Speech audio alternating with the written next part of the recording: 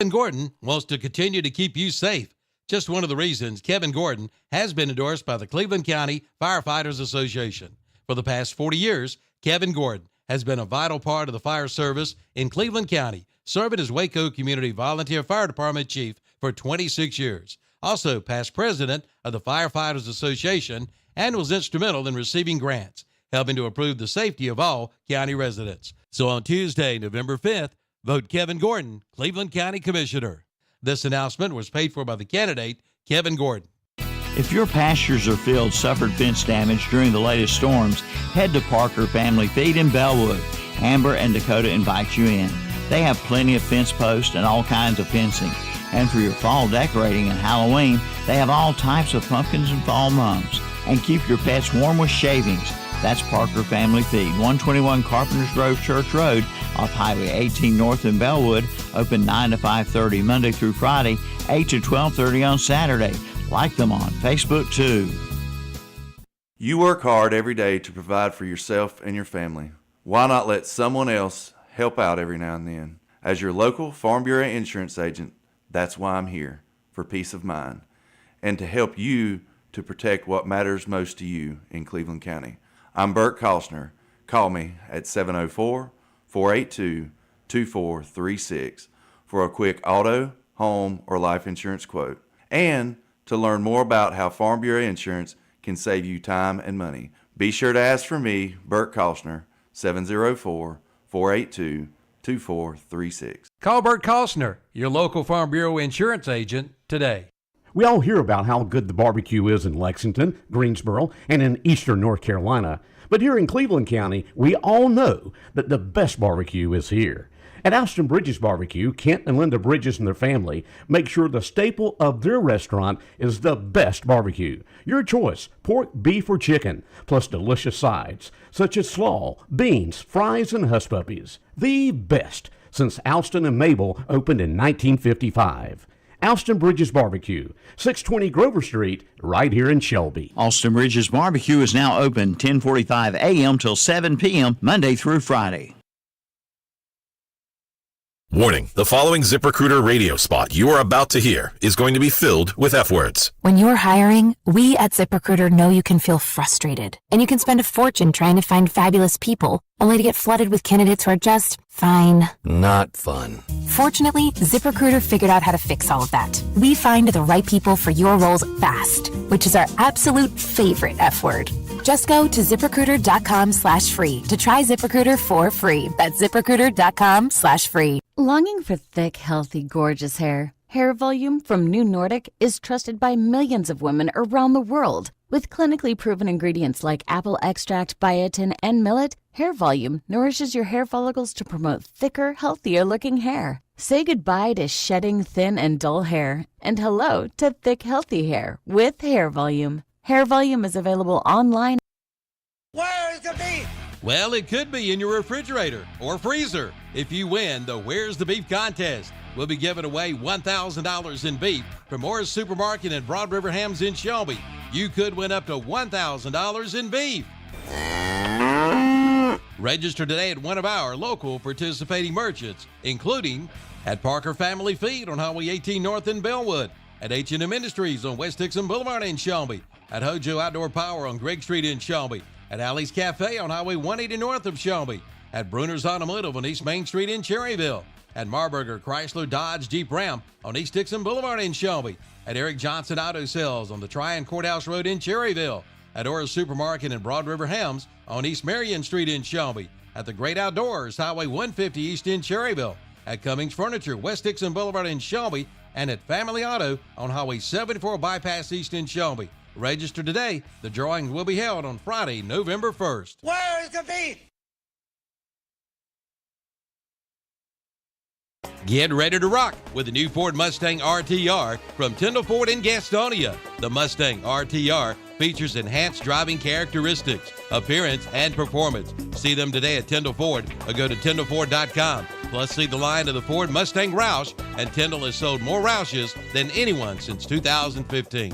Just call the Performance Line, 704-466-6160, and talk with a crazy Mustang man, Lyle Sturgis, about a new Mustang RTR or Roush.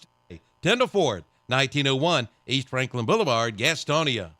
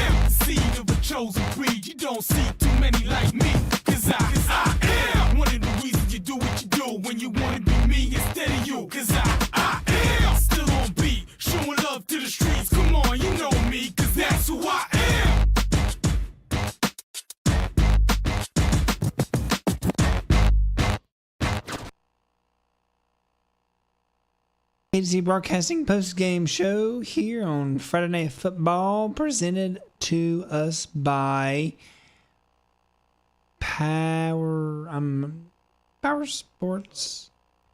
He's only been doing this for 10 years. To be honest, it still says Full Throttle Power Sports. Yeah, JP. Yeah. At some point.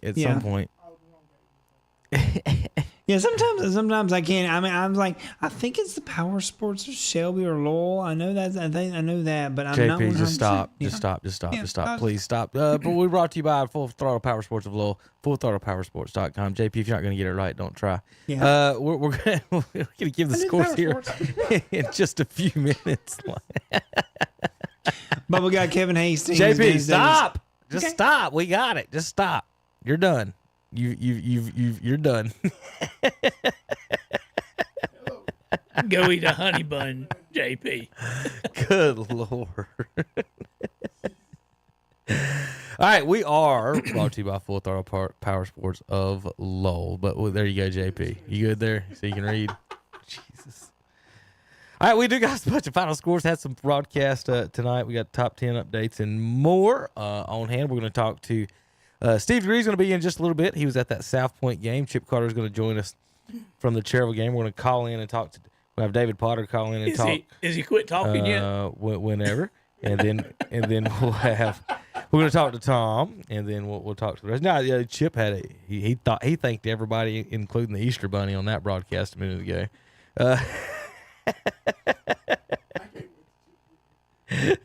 In unison too. But anyway, we do got a bunch of scores to give you guys. Got something that hadn't. Some of our local games haven't even got in. We don't have East Lincoln, North Lincoln, or Hunter Huff scores yet. So we're gonna give those in just a minute. We're gonna talk to Rob probably about some Crest football and more. Let me pull up scores, give you what we got, folks, for the time being. How about that? If you are listening on the radio, you can tell me what I'm talking about, scoreboard and everything. Well, this show is live on YouTube. Tune in on YouTube every Friday night to all of our shows. You can see the scores and the highlights up on the board and see our pretty faces here in the corners. We'll wave at you. Good evening, everybody. The black scores are the final scores. Red scores are active. Of course, if you see 0-0, I don't have nothing on it. Owen and Rosman is next week, and then Mountain Heritage in Avery County is Saturday for you folks looking at the scoreboard there. That is a final there in the bottom corner. Go ahead and finalize that one. South Point 28-21 over Kings Mountain. For you folks on the radio, RS Central won last night 41-26 over Chase. Tonight, though, Lincoln 63-6 over West Caldwell. Cherville 42-0 over Highland Tech. Burns 61-0 over Thomas Jefferson. And Crest 42-6 over North Gaston. So, Will, in our 4 broadcast, our combined scores was 208-12. Got to work on that defense. 208-12 was our final scores in our KTC broadcast tonight. West Lincoln, the Rebels, 14-7 victors over the Newton Conover Red Devils. Maiden was losing all night tonight. Ends up winning by 8 at Bandy's. Maiden pulls off the victory, 37-29. Hold on. Why can't I hear you right now? Your mic's on. Hit your mic. Something's not on. Come over here for a minute and just chill. Just come sit in this seat. And oh, yeah, you can't. Hey, here, we can solve this. We can solve this. Americans with Disabilities Act says he gets to stay there. We can solve this. For the time being, Dennis, move your mic towards him. And then I'll do this. There you go, Will. And we'll do this for the time being, and then I'm going to come over and mash a button on. That's right. On Will's. He's just probably got a wireless. Can you hear me now? Yeah, we can hear you guys now. But anyway, well, there you go, Will. Try that. All right, so I was gonna say, fun fact that probably everybody know except for I just found out. The coach at North Lincoln and the coach at Newton Conover, father and son. Did not know that. The coach at North Lincoln and the Coach Basil. Yeah, and the coach at Newton Conover are what? That's Coach Basil's boy. Oh, okay. Hear that now? Yeah. Okay, we're good now. Try it now. Pass it back. Check. Well, we're here. Everybody swap. I didn't know that. But I just happened to work. Both Coach Basil. Yeah. So I happened to work with AJ Basil, which is Coach Basil's youngest son. I happened to work with him, and he told me, and I was like, that's pretty cool because Coach Basil used to coach Newton Conover. That's where him and AJ wanted to stay there. Okay. All right, so where was I anyway? Bandy's Baden. Is that where I was? You just did Maiden and Bandy's. Yeah. I lost Will's mic there. West Wilkes 21-14 over Wilkes Central. But I'm back. North Surrey 42-7 over Surrey. So Dennis, I know you missed it earlier, but Will did win the silver medal in tonight's race in the parking lot. Oh, really? Yeah, he silver. He earned silver medal. Okay, tonight. First of all, he cheated. He climbed over the rail. I had the lane blocked up. He climbed over the rail. So yeah, he cheated. Well, the problem, Will, you got and then he gonna get it wide so he can get my crutches. You got the crutches opponents better. Next time, race JP and you'll win. We trying to say I'm so? I'm wearing the Flash shirt right now. The key, Dennis, if you're gonna race somebody, is pick somebody with some crutches. I blew him off the blocks. And then he said, "Your mic's not working. Come over here." I can't come over there, Kevin. I can't move. Well, I'm sorry about that. It's okay. Everybody, somebody's got to come in second place. Somebody's got to win. Somebody's got to lose. It's okay. What it says is Kevin will do anything to win. He do anything to win. You missed the touchdown dance, Dennis. You missed the victory dance. What are you talking? I did the Rocky and everything. I'm fist pumping. You got to get your wins when you can. And outrun nobody. I'm 41 years old. I ain't run nobody in 20 years. Take out the years I'm 41. He just outran a 50-year-old. Yeah, crutches. Baby. Blew him out of the water, too. You had more experience. You should have been able to take the corner better. Mountain Island 34-7 over Christ the King. Community School at Davidson 51-0 over Winston-Salem Prep. Bishop McGinnis 34-14 over Pine Lake Prep. Corvion Community 53-24 over Carver. Mount Pleasant 43-21 over Union County. Cherokee 27-0 over Andrews. Hayesville 12-7 over Swain County. Statesville 26-0 over West Iredale. 22-0 Lake Norman Charter over North Stanley. Hickory dominates tonight 44-6 over North Iredale, and South Point pulls out the victory in Kings Mountain 28-21 there in the Big South. We'll talk to David Potter here in just a minute about Lincoln County and that conference. Last score I got, Bunker Hill was up 34-6, folks, so I'm assuming they're going to finish off that victory. Ashbrook was up 43-0 on Kramer. Alexander Central 28-6 up on Freedom last we checked.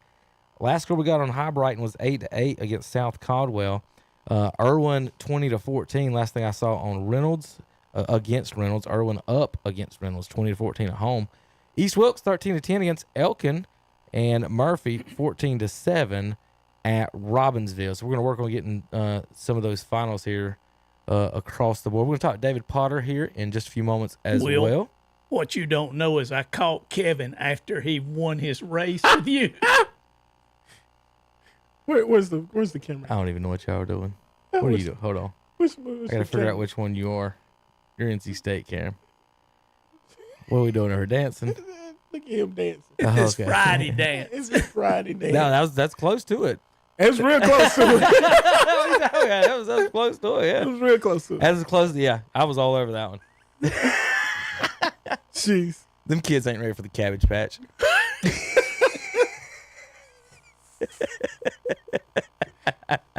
Oh, Oh.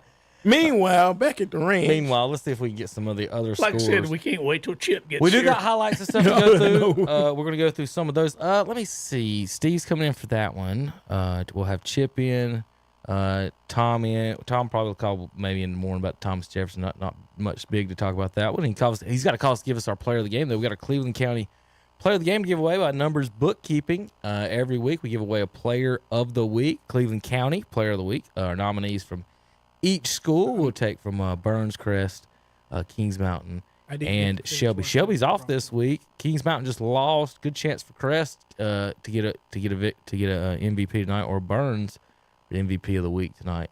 And then we'll also give away a Numbers Bookkeeping player of the year. Who we got there, JP? David Potter should be on the line.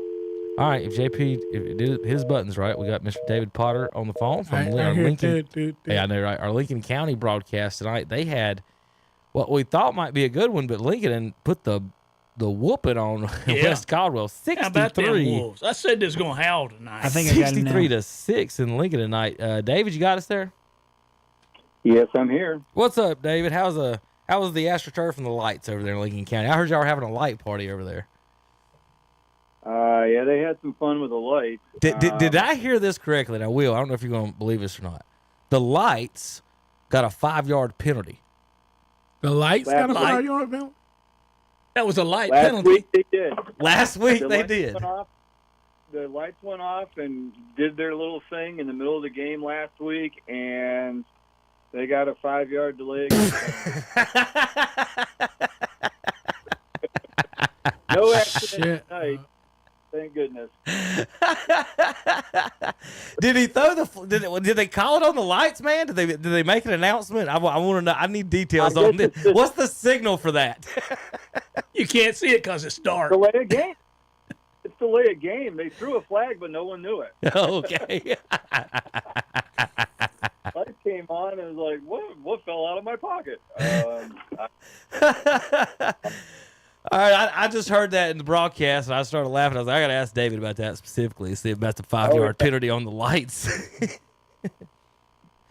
But big win tonight, you guys. I'm pulling up the highlights here in just a minute, and it looked like number 3, 4, and 5 were everywhere tonight. Is that correct? There were plenty of highlights. Number 4, Traylon Boss. Richard Lynch threw some nice passes. His younger brother, R.J. Lynch, got a touchdown in the second half. He's just a freshman. And Princess Lynch, their older sister, won homecoming. Oh, it's a family suite. It's a family suite. It's a triple crown there. Well, good night for them. So it looks like I said, that is there any way they didn't score tonight, David? Interception return. That's the only one. Because there was a scoop and score and a strip and score.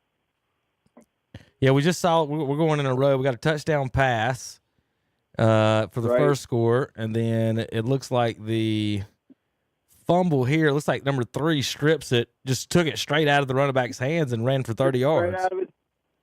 Yeah, it was the darndest thing. Yeah, the first pass was to number 6. Oh, God, I wish I had I don't have the roster in front of me. Shoot.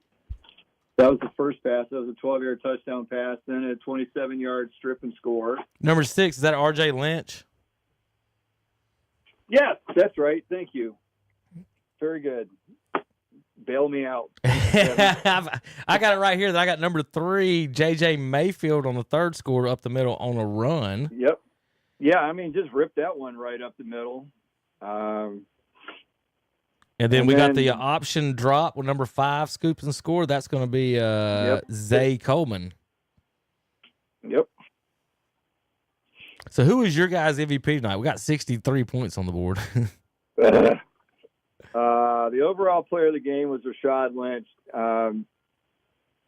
He was 5 of 6 passing for 98 yards and had a couple runs. So he just kept things moving for him. And there were a couple other passes that were pretty close to being completed for huge gains too. So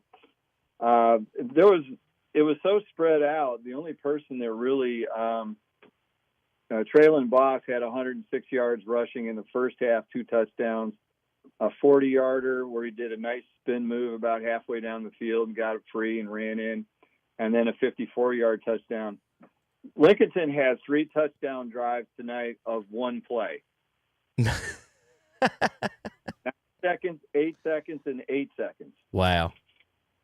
40-yard touchdown run, a 51-yard touchdown pass, and then Lynch in the second half, RJ, the freshman, 45-yard touchdown run. Those 3 different drives were only 1 play.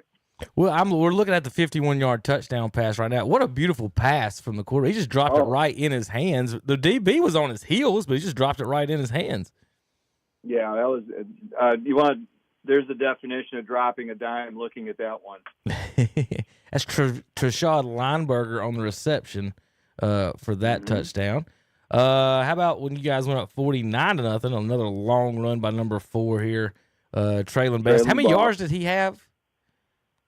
106 yards on 9 carries, and he didn't touch it in the second half. Did anybody touch him, period? Well, yeah, didn't appear that way. Somebody touched his shoulder pad on this run that went 60 yards. It looks like. He was gone. He's a fast kid. Let's see.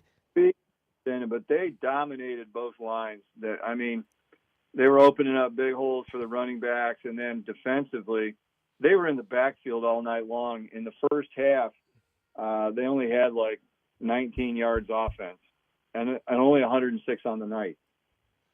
Well, I'm glad you mentioned the holes, David, because on the highlights, it's exactly right. And I mentioned in the Red Zone show earlier tonight is that Lincoln is getting some huge holes, and these running backs are blowing right through them like Ferraris on the interstate. I mean, it's just huge holes for the Lincoln Wolves running game tonight. And they don't really need big holes with the speed they have. No. That's just a bonus. 100% agree. Touchdown number 81. What happened here on the defensive? That was for that was Wes Caldwell's touchdown. I thought that was a pick six for 100 yards or something. So Wes Caldwell did get on the board with a pass. Play of the game was the 12-yard touchdown pass, so they did get on the board. And since it was a running clock, they didn't allow them to kick the extra point. All right. Well, next week, who we got there, David? Oh, one other thing we figured out. You know how the Naval Academy and some of the military ones Shut up, have the Chip. to do push-ups after each touchdown? Yeah. And they do one for each point? Yeah. We figured up at the end of the night, if the Lincolnton cheerleaders had to do that, they would have had to do 315 push-ups. You gotta add all that up. I didn't think about it that way. Do you rotate the push-up person, or do you? I don't know. Sometimes mascot. You see the mascot doing it sometimes. Like there ain't no mascot doing it 315 times. No, probably not. Probably not. All right, David. So what we got next week? Dominic Sanchez of Lincolnton as well. 9 extra points and 10 kickoffs. They're going to have to ice that leg down after the game. All right, David, Lincoln County game of the week next week. What we got on the schedule there for you? I believe we have Fred T. Ford at North Lincoln. Okay.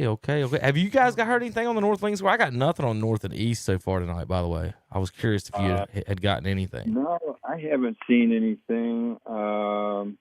They're at St. Stephen's. That Fred T. Ford now has the longest losing streak in the state. They were second at the beginning of the year. Somebody must have won. Yeah. That's great. It wasn't me. That's great. Only 2 games. Go ahead, Dave. So well, West Caldwell is only 2 points behind them, or 2 games behind them. So somebody, you know what? Now that the state's letting everybody play extra games if they complete their schedule, because of they extended the season a week on Wednesday. You can schedule an extra game if you've completed all your games. Maybe we could get West Caldwell and Fred T. Ford to play each other. Oh, were they not? Yeah, that would be nice. That would be nice. I do know that I don't know if they found anyone for next week. I do know East Rutherford was looking for a home game for next week. If anyone does have an open date, I do know that they announced that earlier this week. I'm not sure if they still do. We're still looking for that score tonight. They were at Hendersonville as well. All right, David, well, you have a good weekend, and we'll get ready for next week's big broadcast here on LincolnCounty.com and KTC Broadcasting. All right, go Sooners. Beat the Longhorns. Oh, no. All right, David, have a good weekend. All right, it's David Parton on Lincoln County Game of the Week, where Lincoln won 63-6. Now, we don't have East Lincoln or North Lincoln scores. Anybody out there's got some wants to call in and talk to JP and tell him the scores. We're about to talk to Chip and Brian right now about the Cherville-Ironman game tonight, where they beat Highland Tech 42-0. You guys can come on down and take these seats and talk to the fellas. Ironman tonight, and let's see. I'll let Chip and them just handle all that here in a second. All right, let me turn your mic. Come on, Ron. You sit down here. I'm getting up. Let Chip handle all of that. Don't forget, we're going to give away the Numbers Bookkeeping Cleveland County Player of the Week here in just a few moments. We'll have our nominees in from Burns, Crest, and Kings Mountain tonight. Burns and Crest, of course, victorious. Kings Mountain with loss. All right, I'm going to turn it over to Chip and Brian to let them handle the Cherville-Ironman broadcast and what's going on with them real quick. Here you go, guys. Right. Before we get to talk, I was greeting. Get Chip over here. Shut up, Chip. Was our post-game show too long? Is that? I'd like to thank the Academy Awards for my son off. Sorry, guys. We're just repeating what Kevin said. I'm doing that every week. Come on now. I'm glad I can make my boss happy. I like to thank my wife for loving me. I left her off. Oh, darn it. Hey, he's got 6 kids. He talked to everybody but her. He thanked everybody. Hey, just be lucky I didn't get down to the kids. Mrs. Chip, just remember this. He thought she's asleep right now, man. He thanked everybody in the world and didn't thank you, and I just had to thank you for him. You're about the only person in this world who would thank her for me. Thank her for taking me off y'all's hands. Appreciate Brian joining me as well. Tonight was fun. Final score. Hey, look at Brian. Chip, I'm not getting in this. In case you didn't hear it, Chip grew up middle class. He had a green yard as well taken care of. I'm sorry. Gracious. You're just it's brutal, isn't it? I think this is called hazing. I'm sorry. You got a game to talk about. Let's talk about your game. I work with Tom and Terry on Saturday mornings. If I can't handle this, then I don't need to be coming in. It's okay. No. That's why they don't let us on Saturday morning. Among other reasons. No, I'm just kidding. This is probably true. But no, we had a fun night. Great game to watch. Cherville shut out Highland Tech 42-0 this evening. It was a complete win, offensively, defensively. The score shows that. Even special teams, they flipped the field on Highland Tech. Anytime Highland Tech tried to build a little bit of momentum, Cherville shut them down. It was a great game to watch. It was a lot of fun, really entertaining for us. It really was. Go ahead. I'm sorry. So you've seen the Highland Tech teams in the past. You watched that game in the past. Yes, I've seen clips. Is this probably the best Highland Tech team you've seen? Tonight's not a good. I mean, I think talent-wise, yes, I would say that, but I don't think they had their A game this evening. And hats off to Cherville's defense, because they had their number all night long, and it was our defensive player of the game was actually our player to watch for Cherville. They scored first, struck first. Obviously, they were up 6-0. Highland Tech was trying to respond on either their first or second offensive drive. They were moving the ball, and they got into that. They hadn't gotten into the red zone yet, but they were in Cherryville territory. I want to say they were around the 30. And the quarterback scrambled out to pass and just happened to overthrow the receiver. And Najee Whitworth, who was our player to watch in the pregame show, our pregame show, I should say, leaped up, intercepted it, and just killed any momentum that Highland Tech was trying to build. And I think that was a huge play for them to basically shut down any hope that Highland Tech was going to have of trying to keep it even. And I don't know, I can't recall if Cherryville scored on that next drive, or that very successive drive, but it was either that drive or the drive after that. They put more points on the board and really started to put pressure, and the route, so to speak, was on, or at least was started at that point. Yeah, that point, I think for Highland Tech, they were like, "Ooh," they weren't expecting that, and I think a question of doubt entered in them at that point, because Cherryville's defense was just playing straight up. I mean, they played really, really well, and they made a statement tonight, and it was good. I mean, every time they went out on the field, they did very well. And there was a couple of times, that Highland Tech got first downs, but then they just bowed their neck. Cherryville just bowed their neck and stopped them. To answer your question, Will, too, I think the team, their offense was based around kind of a Thunder and Lightning. Jonah Jeffries is their fullback, and he really kind of runs between the tackles, just north and south, and just really pounds the ball in the middle. Cherryville just didn't give him much. There just was not much to. Y'all got a bowling ball in the middle of that thing. Cherryville, what's his number? I'm trying to think of who it is in the middle. Is it 55?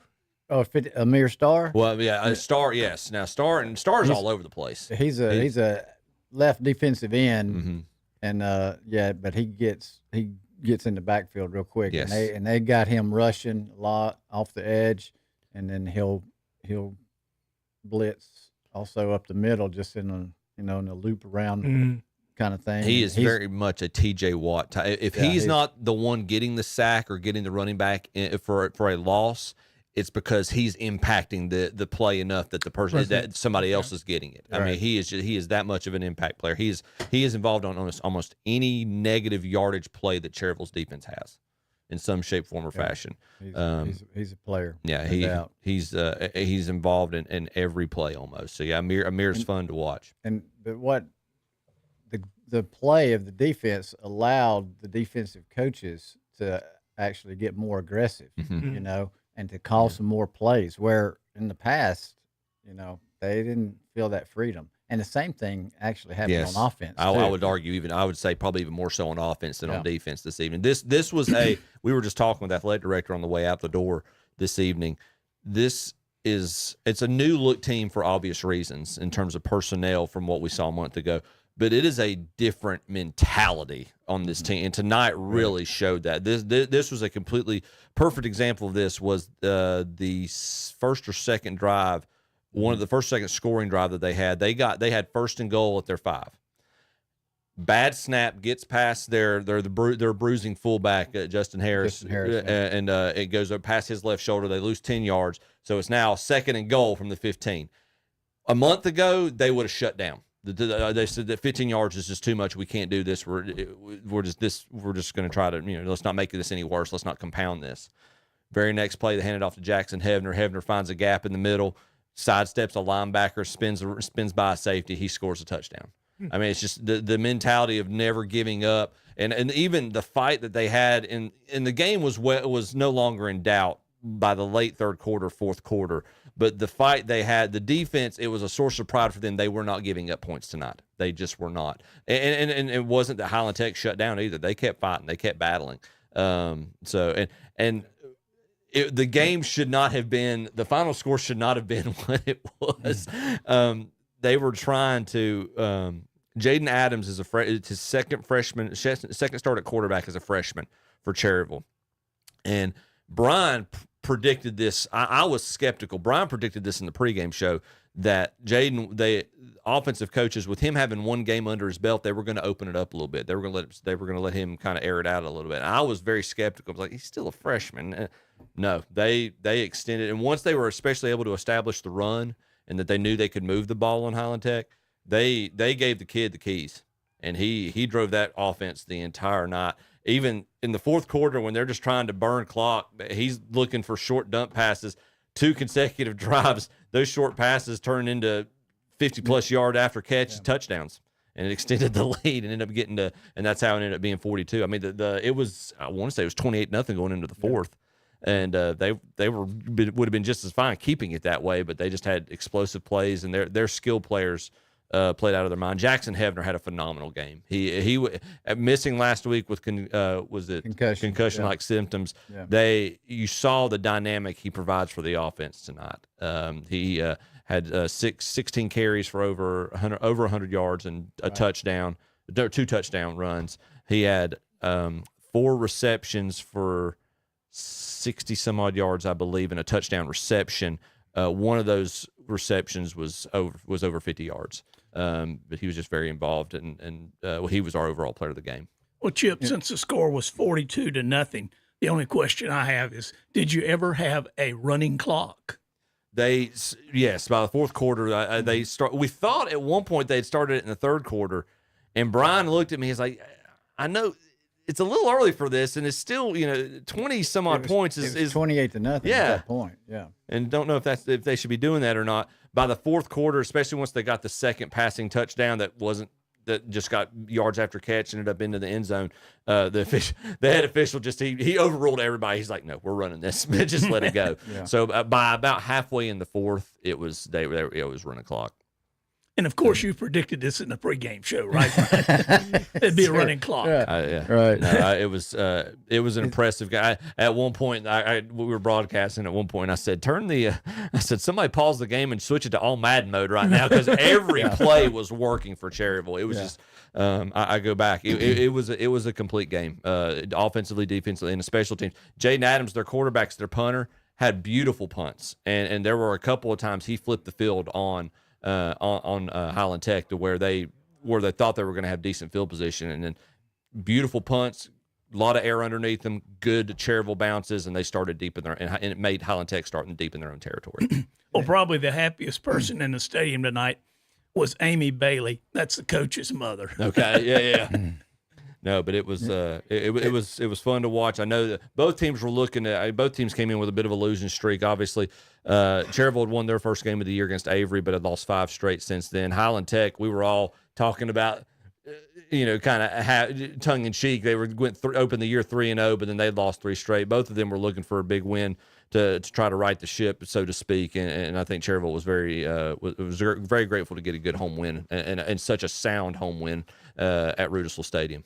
A big part of Cherryville's success tonight, though, was the fact that they had success doing the small things, the little things, and then that opened up their whole playbook for the coaches. And I know the coaches were excited to be able to call plays that they hadn't been able to in the last several weeks.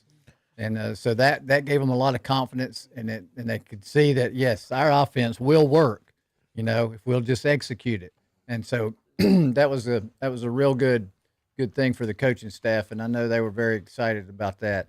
And they were enabled to, call what they wanted to call, knowing that their guys could execute it, and they did a great job.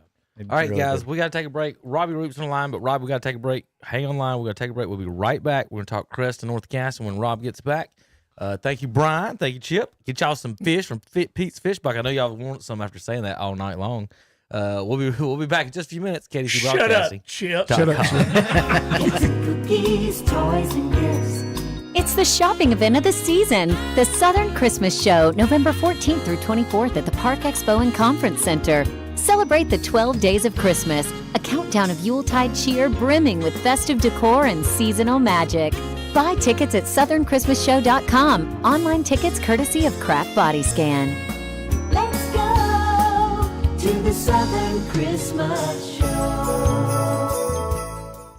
It's an inventory blowout sale at J. Johnson Sales in Forest City. All trailers are at blowout prices. All trailers, including dump trailers, utility trailers, enclosed trailers, aluminum trailers, flatbeds, deck overs, steel trailers, all discounted. For example, a 5x8 trailer that was $21.95, now just $12.95. You save $900. Now is the best time to buy. Financing is available and credit cards are welcome at J. Johnson Sales, 2690 U.S. Highway 221 South in Forest City. Online at jjohnsonsales.com. Like them on Facebook too.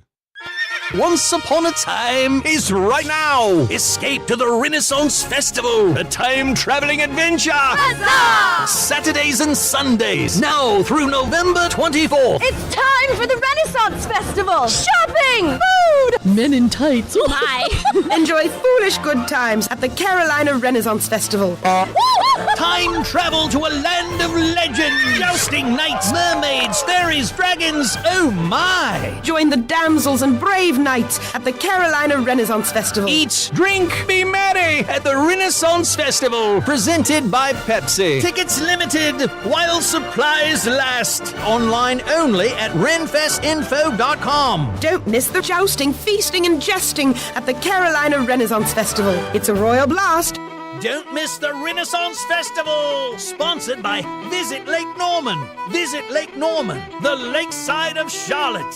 Huzzah! Shopping for flooring shouldn't be hard. With Barrett Floor Covering in Kings Mountain, it's simple. They've got it all in thousands of variety and colors. Right now, LVP flooring is priced from $199 to $319 a square foot. Also, in-stock Cortex LVP flooring is $299 a square foot. Plus, you'll find sheet vinyl, carpet, tile, hardwoods, laminate, and more. See Barrett Floor Covering, 150 Dixon School Road in Kings Mountain. Online at barrettfloorcovering.com. Like them on Facebook, too. For over 60 years, Honda Motorcycles of Shelby has been serving this area, and they continue to do so today. Right now, you'll find a good inventory of dirt bikes, plus 150 and up to 450 models of on- and off-road bikes. See the new 2024 Honda Rebel, along with 4x4 ATVs and side-by-sides, including the Pioneer and the Talon, plus Gold Wings and Trikes. And don't forget about their parts and service department. That's Honda Motorcycles of Shelby, 4402 East Dixon Boulevard in Shelby. Online at HondaMotorcyclesofShelby.com. Built upon a solid foundation of cast iron and steel, the Kubota L-Series is part of our under 100 horsepower tractor lineup rated #1 for reliability. They feature powerful Kubota diesel engines and easy operation. The durable Kubota L-Series. Talk to your local Kubota dealer today to schedule a demo. Go to KubotaUSA.com for full disclaimer. Your Kubota dealer is Parker Farm Service, located at 126 Bessie Drive on Oak Grove Road at the Highway 74 bypass in Kings Mountain.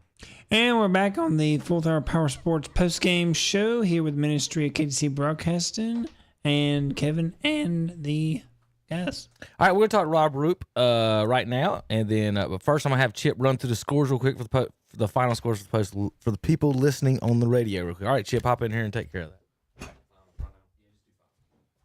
Let's just run through the finals real quick. Take a look at what I have in the black. RS Central, this is last night's game. RS Central defeats Chase 41-26. Lincolnton over West Caldwell Big 63-6. Cherryville shuts out Highland Tech at the game. Brian Free and I broadcasted 42-0, and I was told to shut up at the end of it. Burns defeats Thomas Jefferson 61-0. Crest defeats North Gaston 42-6. I think we're going to talk to Robbie about that one here in just a second. East Rutherford wins big over Hendersonville 49-21. Final scores: Hickory defeats North Iredale 44-6. Shocker. South Point defeats Kings Mountain 28-21. That is a little bit of a shocker. West Lincoln 14. Newton Conover 7. Maiden defeats Bandy's 37-29. West Wilkes over Wilkes Central 21-14. North Surrey defeats Surrey Central 42-7. High Brighton squeaks out the win over South Caldwell 21-20. Statesville shuts out West Iredale 26-0. Lake Norman Charter over North Stanley 22-10. Mountain Island Raptors over Christ the King 34-7. Community School of Davidson shuts out Winston-Salem Prep 51-0. Bishop McGinnis 34, Pine Lake 14. Corvian Community 53, Carver 24, I beg your pardon. Mount Pleasant defeats Union County 43-21. Murphy defeats Robbinsville 14-7 up in the mountains. Cherokee shuts out Andrews 27-0. And Hayesville 12, Swain 7. Those are the final scores we have at this point. JP, I'm going to guess you. Do we still got Robbie on the phone? Can we hear Robbie? Is he available? Yes, we should be able to. All right, Robbie Roop, can you hear us? I can hear you. Got me, guys? Yes, sir, man. Brother, how's it going out there? How you doing? Doing good. Big win tonight for Crest. They beat North Gaston 42-6. Tell us a little bit about the game. How did it? Obviously, it looks like the game was not in doubt for very long. What to give us a little bit about your rundown of it? Well, a lot of talk going into the game was, of course, the addition of Eli Hamrick to Crest. The old saying is, if you have two starting quarterbacks, you don't have one. Well, guys, I'm going to tell you right now, Crest has got two starting quarterbacks. I mean, Robbie, we had three quarterbacks. Well, you're right. Yeah, I got to give a shout out to Brock Melton too. He was actually a starting quarterback for the JV team last year, but I got to give Turner McSwain a lot of credit. That young man played great tonight. Was he still the starter right now? And I think going forward, Eli Hamrick got in, looked good as well. Whatever the case may be, Greg Lloyd's going to find a way to keep Turner McSwain, involved in this offense. At one point tonight, there towards the end, he had it back to return some punts, and he's just a great athlete. So I think they'll continue to try to use him in different ways. But our player of the night overall was Aiden Carson. Aiden had 53 yards rushing and 3 touchdowns on the ground, 65 yards receiving and another touchdown. So he played extremely well. I think Coach Lloyd just had to be really pleased about where they were after last week's game against South Point. And, guys, how about this? You talk about competition. Carson Greer come back tonight as a kicker for Crest. Him and Nick Sanchez alternated extra points. Chargers only missed one tonight. Really good job performing by those guys kicking.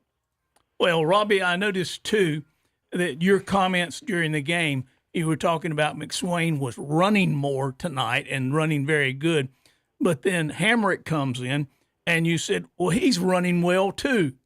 So here's I was talking to some folks. Whenever you're a highly rated recruit like Hamrick is, understood he's 6'5", 220, 225, and runs a 4.40.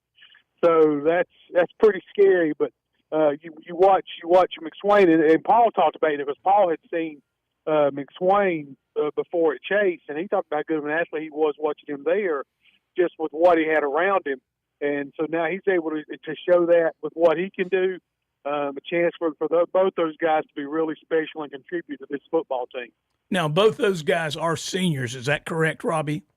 No, Hamrick's only a junior. Okay, that's what I was wanting to clarify, because I knew McSwain was a senior, transferred in, but Hamrick still had this year and next year of eligibility. Yeah, and, of course, he's only a junior, has committed to Virginia. We'll see, if that stays, a lot of times those guys that may commit early may reopen their recruitment, but right now he's solid Virginia, and they're going to get him a good one. And Brock Melton is only a sophomore, so he's got 2 years of eligibility left. Yeah, absolutely. And Brock's a guy that, again, you talk about a great athlete. Brock gets out there. Brock plays wide receiver, returns kicks, returns punts, gets in on the defensive side of the ball. Brock can do a little bit of everything. So Greg Lloyd's got some weapons he can use, and got a lot of guys who want to get involved more, want to use Tank Ruff a little bit more in the running game tonight, want to get Jahari Mosley out there getting the football a little bit more, catching the ball. Mari Faulkner had a touchdown reception. Mike Edwards went over 100 yards receiving tonight. So, Greg Lloyd offense is going to have some exciting things going on, and he's got guys out there now that can really get it done. Well, he's got some tools that he can put in his or arrows to put in his quiver, if we'll put it that way. South Point sneaked by Kings Mountain tonight, 28-21. We were hoping Kings. There was a lot of Crest fans that were Kings Mountain fans tonight. Hoping to see South Point get knocked off tonight because Crest gets to play Kings Mountain, try to force a tie at the top. South Point still got to play Ashbrook next week. We'll see if the Green Wave can do the Chargers a solid and maybe knock off the Red Raiders. Well, Ashbrook is playing more like they should have been playing for the last few years this year. And so let's hope they have a shot against the South Point Red Raiders, who are their cross-county rival. And let's pull for, Ashbrook when they play them as well. And I can tell you, too, Dennis, I want to give a shout-out to Coach Wilson and North Gaston. Yeah. I think I counted maybe 22, 24 players. But those kids went hard. They went nonstop and won the second half 6-0. So they never stopped. They played hard for Coach. if those kids will continue to work, do what they need to do, and just get kids out to play. Well, Robbie, they I think have will be also the big thing. They've got, they've got a good coaching staff for sure. I started to say they've also got a pretty good running back coach, Trey Harbison. Yeah, and he was part of the group tonight. They actually recognized the 94, the 2004, the 2014 state champions. I guess being a Crest person, if I've gone 94, 2004, 2014, then it's too much to ask for a 2024 championship. I mean, they seem to run in tens. We'll see what happens. Well, I know it was an emotional night for Ryan Hamrick, who was the quarterback of that 94 championship game, to see his son playing quarterback at his old school tonight. I thought it was interesting. It was actually our cool play of the game. The first score for Hamrick was actually a rushing touchdown that he scored. And I thought, Ryan kind of ran that option offense that Mike Stewart wanted to run. Didn't have to throw it a whole lot. They could do when they needed to because you got Chris Coleman. But I thought it was neat that his first touchdown came on the ground instead of being in the air. And like you said, without a doubt, he had to be proud of his son sitting him out there in the green and gold. Well, I had a couple of guys on there that actually were pages for me in Raleigh. Chris Coleman and Tim Ramseur. They were pretty decent football players, too, as NC State can attest. Yeah, not too shabby, not too shabby. You talk about laying a foundation, and that's what those guys help do. And that's one thing Coach Lloyd talks about. He said the kids at Crest just think they're supposed to win. And when you get, I think that's the case at Shelby, it's a place that, Burns, where you have success year after year after year, because they recognize the Little League tonight too as well. And you get to the point when you're going through these systems, you just think when it's your time, you're supposed to win. And that's what you're seeing happen, and that's how you build a successful program. Well, Robbie, I got one question. All right, we're watching the highlights here. Come on, big fella. I want an explanation. Now he was not down the field on how Denarion Hickman ends up catching a pass. I felt so bad. Guys, he was excited. His fellow lineman was excited. They were so excited whenever that ball ended up in his hands. And I thought, bless his heart, that's illegal touching him getting down there with it. Okay, I just wanted to make sure he wasn't eligible. That wasn't a tight end like wraparound or something. No, they didn't do anything like that. It was illegal touching. But we're watching the play. He ran it in his hands, and you thought the kid didn't won a Super Bowl. He stuck it out for the first down and everything. But watch him though. He's the right tackle. He throws a block and then he runs a route. He did run a route. It looked like he ran around. That's why I was like, what? He pushed the block off and turned around. Hey, I think they need to teach this kid to play tight end. Hey, Robbie, you got to work with him on ball security. Shows you great athletes come in all sizes, baby. Yes, sir. Actually, his job was to go get the corner. But is that what it was? Dude? Yeah. Okay. That was on the screen pass. The tackle goes out to block the corner. Gotcha. But the corner wasn't there. See, you don't see no corner back there. That's how he ended out in the flat. Well, he needs to work on that ball security. He had that ball out with one hand. It pays to have a lineman coach on the staff because I wouldn't have been able to figure that one out. So thanks, Steve, for picking that out. What he was supposed to be doing. He's supposed to be. And they overthrew the receiver's thing. Right. It went right over number two's hand. Well, that number two, whoever they did. Yeah, is that two? Yeah, it's intended for Mike Edwards. Right. It was like a flip screen. He's not supposed to block that tackle. Yeah. And they're supposed to throw it right over to him. He goes down to block the corner. That's what it's supposed to be. Hey, y'all gonna have to draw a play for him now. Definitely got to get going. Hey guys, before I let you go, I do want to give a shout out to both schools, Kings Mountain tonight, and what they did for money from ticket sales going to Pisgah High School. Chris did the same thing tonight. The money they raised went to Asheville High School. So again, not forgetting those people up in the mountains. As we get further away from what happened and what just happened in Florida, you don't want people to forget what they're still dealing with. So I want to give a shout out to both those schools willing to do that as well tonight. Well, thank you, Rob, for all that and everything you guys do up there, you and Paul and everybody Talk to you later, guys. as well. Thank you, Rob.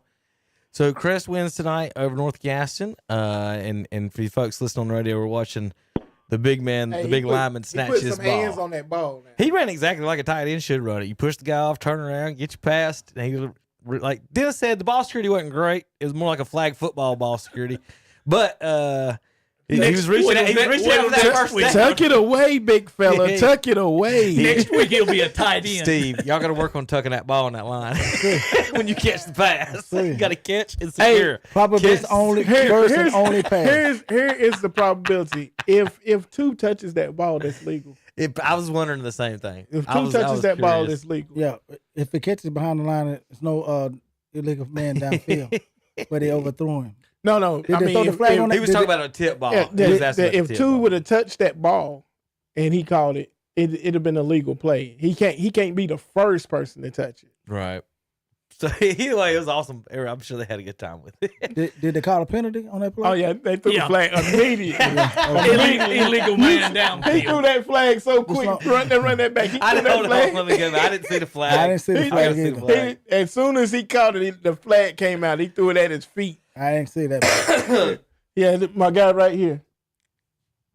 Yep. Yeah, I see it. He did. Yeah, He saw it right I see it. there. Yeah. Quick draw. He was right there. He threw at him. He said, wait a minute. 53 can't catch that. 53 made a heck of a catch. There it is. Well, if you see I can't believe you've done that. Hey, if you see a Chris play next week that you don't recognize, he got a tight end number. You know who it is. Hey, you know Greg Lloyd. Chip, move over just a second. JP, you got somebody there? Okay. We having too much fun. Tell them to call back. All right, we got some final scores to give for you folks on the radio. I know for the folks online, it's easier to just watch and get the final scores on our scoreboard. Get through these as quick as I can. We're waiting on another caller. We still got to talk to Tom, and we still got to talk to who else? Anybody else this week? We've already talked to Rob. We've already talked to David. Chip's here. I guess Tom's the last one to talk about the Burns Bulldogs and Thomas and Griffon. Steve's here to talk about Kings Mountain.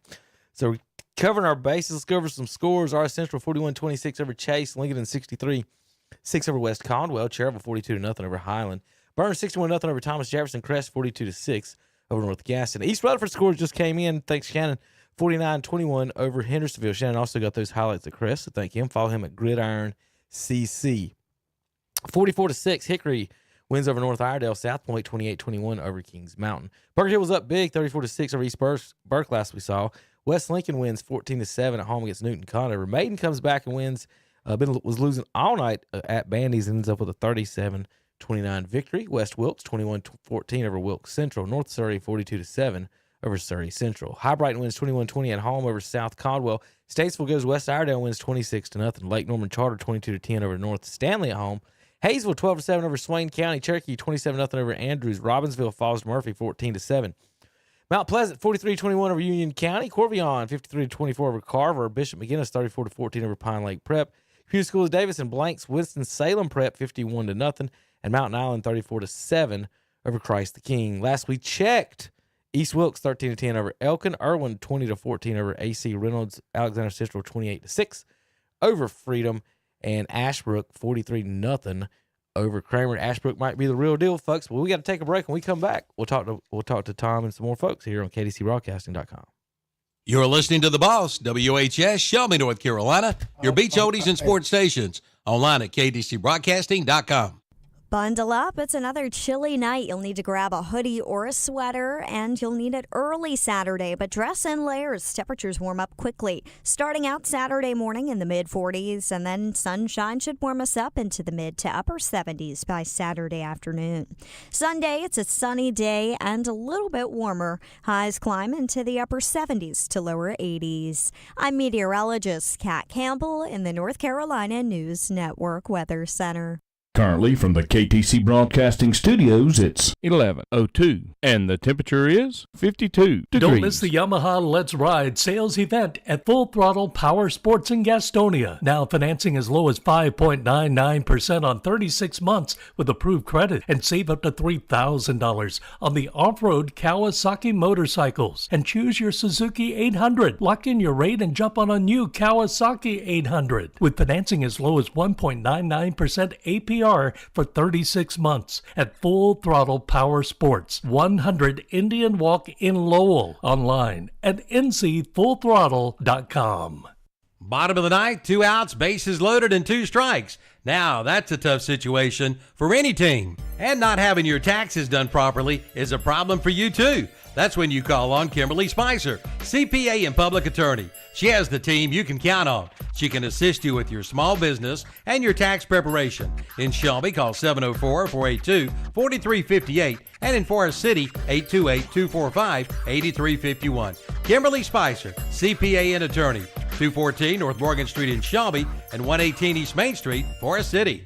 It's deer season, and Norris Merchandise is ready with some great bow packages, priced at $9.99. And it's ready. Everything ready to go. Buy it, head to the woods, and as always, free setup and siding too. And Norris Merchandise has the 4S Roasted Rack Specialty Formulas, made for the Southeast, manufactured in Georgia. And for cool weather, see Norris Merchandise for the hottest threads for the fall. And don't forget, custom embroidery and printing is available. That's Norris Merchandise, 2011 South Lafayette Street, Highway 18 South in Shelby. Online at norrismerchandise.com. Like them on Facebook too.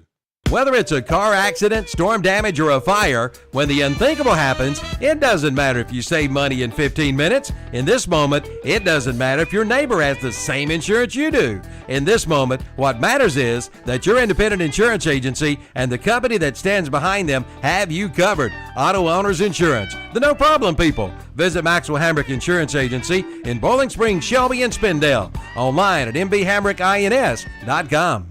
For over 60 years, Honda Motorcycles of Shelby has been serving this area, and they continue to do so today. Right now, you'll find a good inventory of dirt bikes, plus 150 and up to 450 models of on- and off-road bikes. See the new 2024 Honda Rebel, along with 4x4 ATVs and side-by-sides, including the Pioneer and the Talon, plus Gold Wings and Trikes. And don't forget about their parts and service department. That's Honda Motorcycles of Shelby, 4402 East Dixon Boulevard in Shelby. Online at HondaMotorcyclesofShelby.com. Never lose power again with one phone call to Shelby Heating and Air. See them about a whole home generator for your home by calling 704-487-7877. Since 1977, Shelby Heating and Air has been keeping people in the area comfortable. They are still family owned and operated and are dedicated to doing the job right the first time. Keep cool, stay warm, and keep the lights on with one call to Shelby Heating and Air, 704-487-7877. Online at shelbyheating.com. Like them on Facebook too. And we're back on KTC Broadcasting with the Ministry of KTC and Kevin Hastings, and we're back. They're being talking a little bit more high school sports. All right, welcome back to the broadcast brought to you by Full Throttle Powersports. He shut his down. Did he? Brevard's pick. And before we go any further, we have Jeff Miller on the line. You got who on the line? I didn't hear what you said. Jeff Miller. Jeff! Oh, What's Jeff up, Miller. bro? We ain't hear Jeff Miller in a long time. I know. Where you doing? Where you been? Well, there was 1 week I was out of town, and then there was another week I was working a baseball game, the Gastonia Baseball Club, and then of course the hurricane, which messed everything up. And tonight I was at Kings Mountain. So was I. Well, Jeff, give us your synopsis of the South Point Red Raiders and the Kings Mountain Mountaineers. Yes, sir. It was kind of a back and forth game. I would say the biggest drive of the game was the opening drive when South Point ate up 9 minutes and 19 seconds of total clock.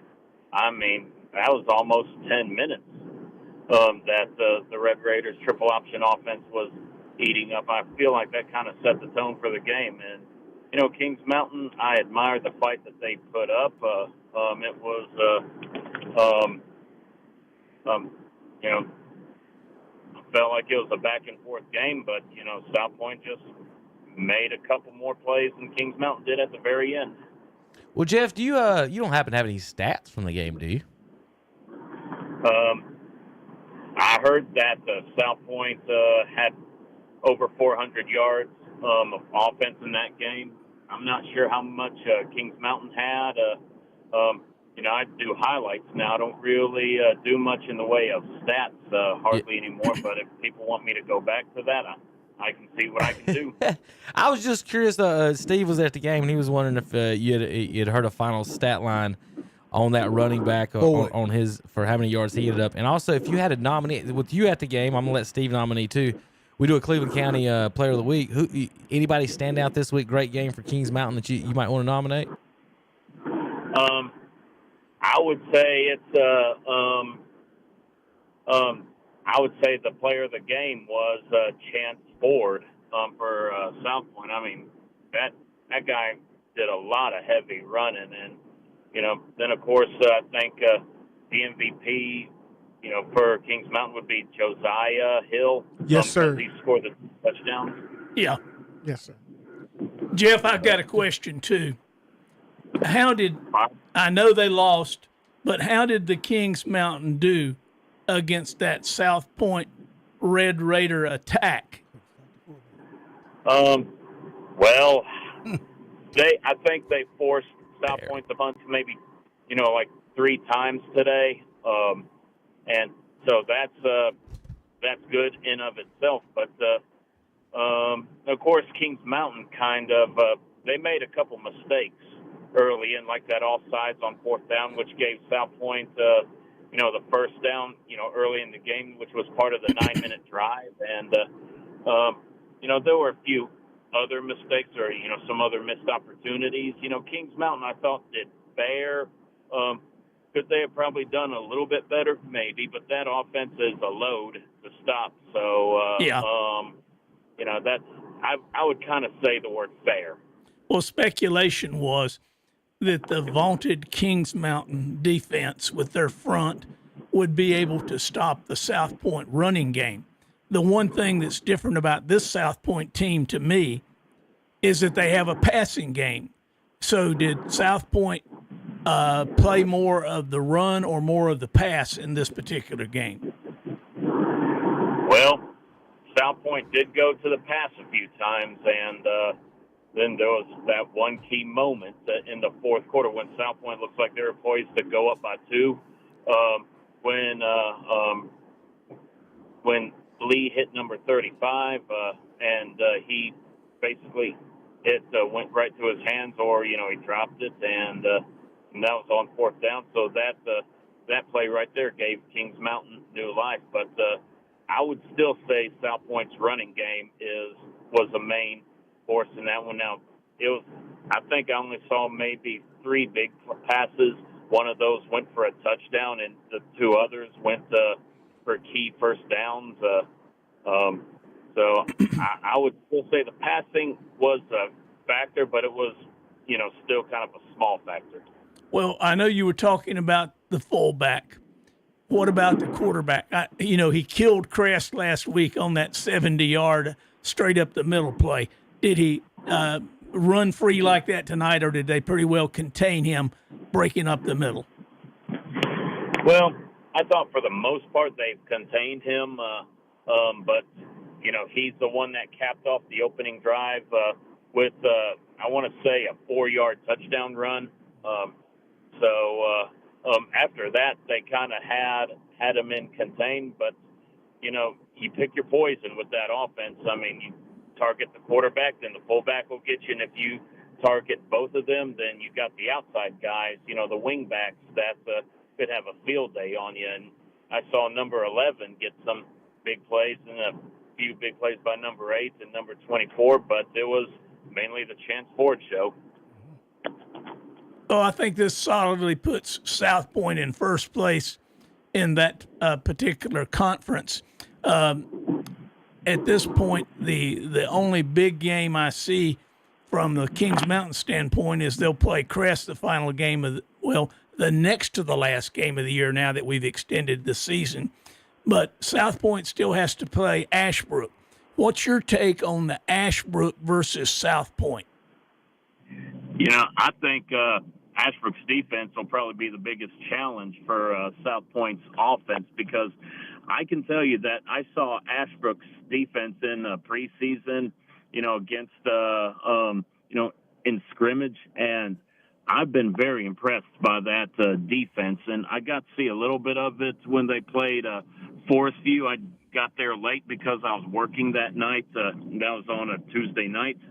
And, I would say Ashbrook's defense could give South Point's offense, run for their money. Ashbrook's been very impressive on defense this year. Now, I mean, offense, they've been decent, but what really stood out to me for Ashbrook this year is that defense. So it'll be definitely South Point's offense versus Ashbrook's defense next week, and depending on what Ashbrook's offense can muster up against the South Point's defense, which is just as impressive.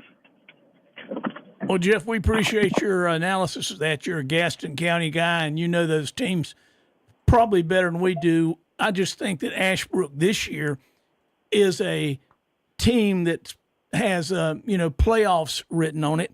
I think there's 4 teams in this conference: Crest, Kings Mountain, South Point, and Ashbrook that could go on in the playoffs. Now, I don't think if you're an opposing team, you'd want to see any of those 4 teams come into town.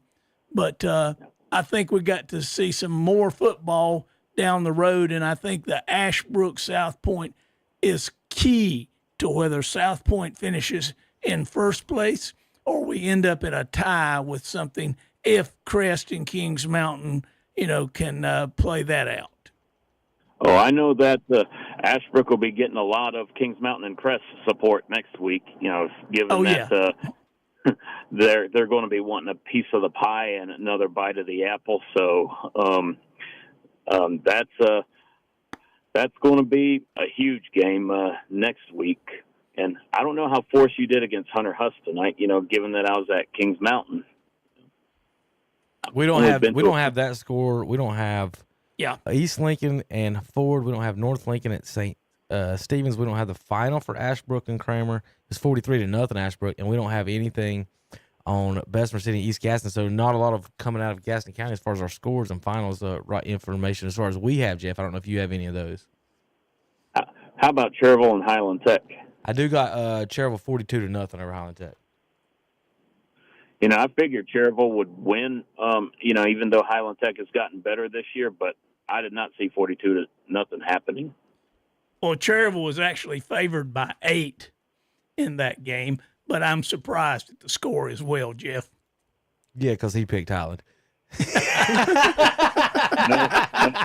Actually, I picked Highland. I picked Cherville.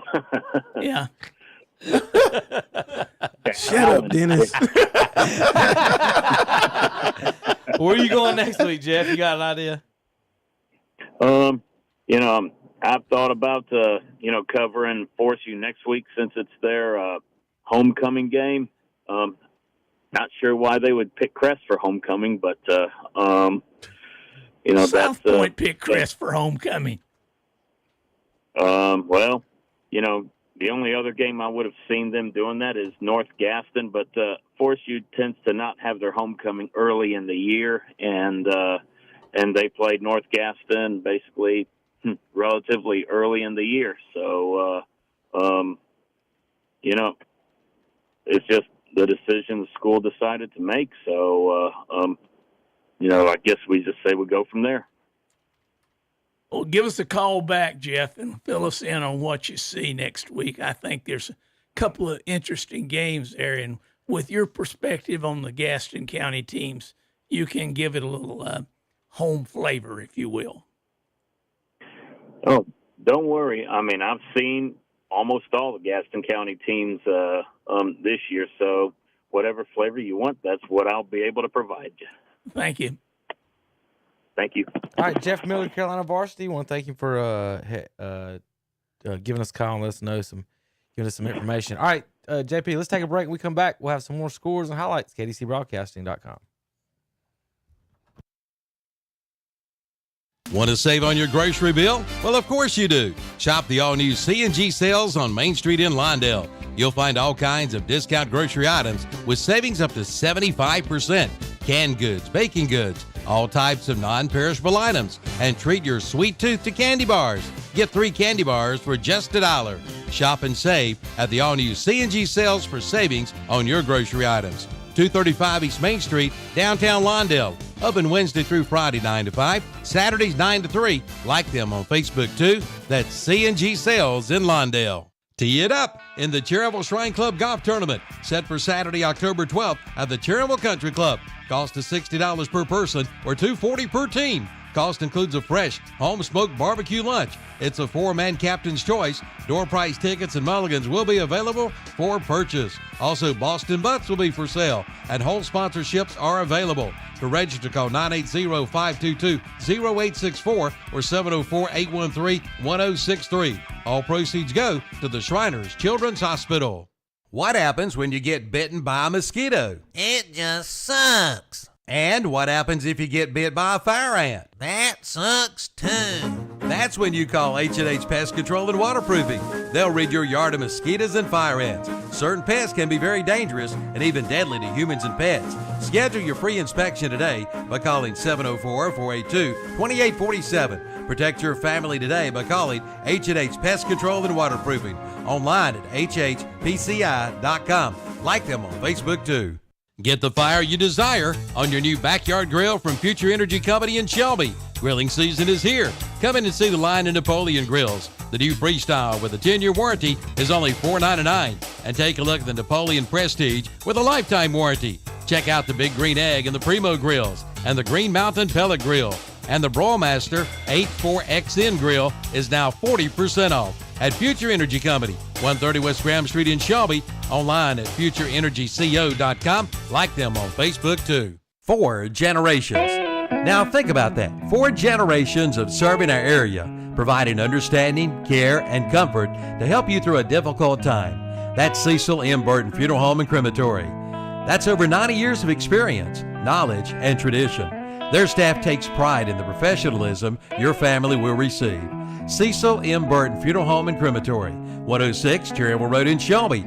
Online at cecilmburtonfuneralhome.com. Call 704-480-8383.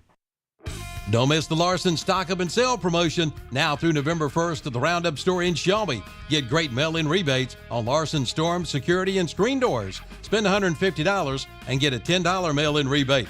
Spend $250, get a $25 mail-in rebate. Spend $500, get a $50 mail-in rebate. And spend $1,000 and get a $100 mail-in rebate. All during the Larson Stock Up and Sale promotion. Larson doors available at the Roundup store, 1610 East Dixon Boulevard in Shelby. Before you buy insurance, call and compare at Witherspoon Insurance in Shelby, featuring names like Progressive, National General, and State Auto. They do it all. Auto, home, life, health, commercial, motorcycle, RVs, golf carts, and indemnity bonds with low down payments. Call 704-480-9595 or drop by their office at 125 North Lafayette Street in Shelby, right across from First Baptist Church. Serving Cleveland County since 1986. Online at WitherspoonInsurance.com. Damage from wildfires is devastating and traumatic. After wildfires, dishonest contractors show up hoping to make a quick buck from your insurance claim. They'll promise anything if they can get you to sign a contract, collect your payment in advance, and ultimately do no work at all. Avoid being the victim of contractor fraud. Get estimates from at least 3 contractors. Check references, and remember, if you didn't request it, reject it. To report fraud, call us at 1-800-TEL-NICB. This is a public service message from the National Insurance Crime Bureau. And we're back on the Full Power Sports post-game show with Kevin and the guys and the Ministry of KTC Broadcasting. And we have none other than Tom, the Bulldog Cinefunny, on the line. Tom, you there? Tom.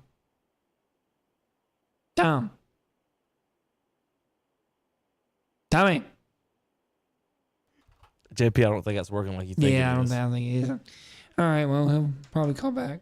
Yeah, he might have hung up listening to the commercials for us, but he'll get back to us. We'll talk to Tom in just a minute. Bulldogs won 61-0 the other night over Thomas Jefferson in that wonderful conference they set everybody in. But it looks like we got a special guest in the house tonight. Welcome to the Boykins family reunion. Will, what you got there? This is my grandson, Josiah. Josiah, what's up? You want to say hey? You're on YouTube right now. You want to tell all your friends? That's the camera. Are you a Shelby Golden Line fan? Of course. Ah! cheer on his team. You need to be a Charger. His grandma trained him right. Not his grandpa. His grandma. And his uncle. Just sing 2 songs for me. Hey, Go I got a Pack, golden go. line helmet right up here that'll fit right on your head, just good. Go back. I've been on quit coaching by then. That's all that matters. I hate to Y'all interrupt. hear that, but all that matters is that go pack go. Go We pack get- go. Go pack Go go. pack go. Okay. So you love the Chicago Bears? Absolutely not. He cussed us talking about some Chicago. And Green Bay Packers. You got Steve there? I mean, Yes. Oh, Tom there, JP. I'm pretty now? sure I got him on. Let's see about that. Tom? Hey, bud. There we go. How's it going, guys? Doing good. All right, just wanted to tell you real quick, not much of a game at up in Rutherford County tonight, 61-0. Guess one of the highlights of the game was Marshall McGowan had a pretty good day passing, went 9 for 9 for 251 yards, and he did have 3 passing touchdowns. So they decided to let him open it up a little bit, and it paid off. I think it's going to, working on that passing game as we get into that 2A part of the schedule with East Gaston and Shelby, making that offense a little bit more dynamic. I would like to say there, I don't know if you saw the note.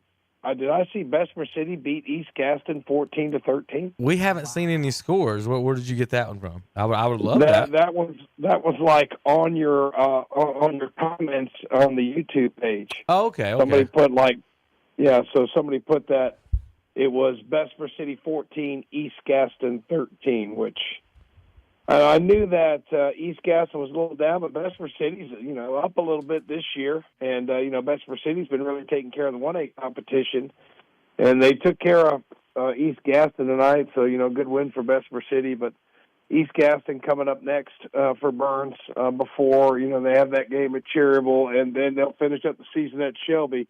So they'll host Shelby, I should say. So working towards the end of the season, but.